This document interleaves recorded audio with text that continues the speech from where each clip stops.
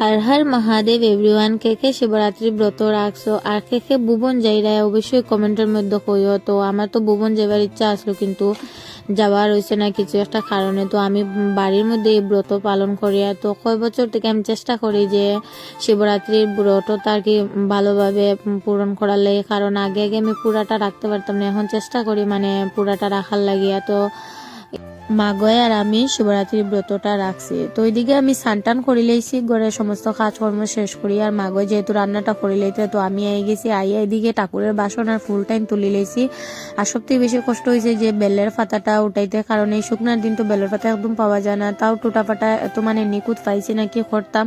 তো এদিকে বাবা কালকে আইতে সময় একটু ফল লই আই গেছিলা, কইতরা রাত্রে হয়ে গেছে আইতে আইতে বাবা দিয়ে গেছিলা। তো ফল বেশি পাইছেন না, একটু পাইছেন। কইতরাতে আজকে রবিবার আছে, বাজার থেকে লই আই, তুই এটা দিনও পূজা দিলা।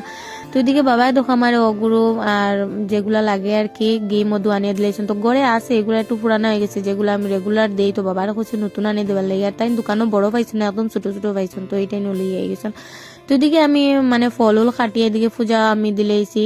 তো এখন যেহেতু এখনো মানে শিবরাত্রি ধরছে না, চতুর্দশী ধরছে না, তো আমি মানে রেগুলার যেরকম পূজা দিন এরকমই দিলেইছি, একটু মানে ফল উল দিয়ে দিছি। দেওয়ার পরে আমি এখানে একটু প্রসাদ খাইলি, আর কারণ আমি সারাদিন তো এখনো কিছু খাইছি না, 2টা অবধি বাজি গেছে। আর আমি কালকে যেহেতু পারণ আছে, তো পারণের লাগি তো ফল উল মানে ফল কি মানে সবজি উবজি একটু লাগবো। তো আমি কি করছি এখানে একটু ফল উল খাইয়া আমি গিয়ে একটু সিম্পারিয়া লই আইছি। আর এদিকে দেখো আমার টুনিটা মানে খুব খান্দের একদম তাইরে খানি উনি দেবার না, কারণ ঘরের মধ্যে নিরামিষ তাই খায় না, আর বাবার লাগে শুধু ভাত রান্না হয়েছে, তাই তো নিরামিষ খায় না। তো এদিকে দেখতে দেখতে বিকাল হয়ে গেছে, আর আমি এদিকে ফুল ফাড়াত লাগিয়েছি, কই একটু বিকালে লাগে ফুল ফাড়িলে, যেহেতু একটু পরে তো দড়ি লাইব চতুর্দশী। তো এদিকে শিব মন্দিরও রাত্রে যাইমু, ঘরেও দিমু। তো শিব মন্দিরে যেতে যেতে একটু লেট হইব, তো ঘরের মধ্যে দিয়া যাইমু, তারপরে শিব মন্দিরে যাইমু গিয়া দিমু। তো এদিকে দেখো সাদা ফুলের গাছের মধ্যে বহুত ফুল ধরছে, আর এটা ফুলের নাম কি আমি জানি না।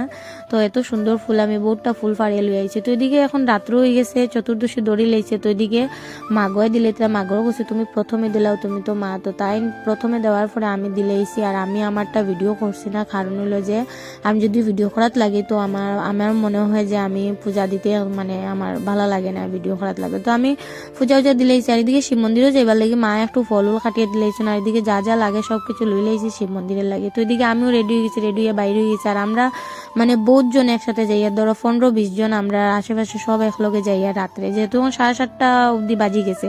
শিব মন্দিরে গিয়া দেখছি যে বেশি মানুষ নাই, 3-4 জন মানুষ আছেন ভিতরে, আরো 3-4 জন, সর্বমোট 6-7 জন। এবার আমরা আরো গেছি 15-20 জন। তো এদিকে আমরা গিয়া এখানে ভিতরে ফল উল রাখে সব আমরা লাগিয়ে গেছি।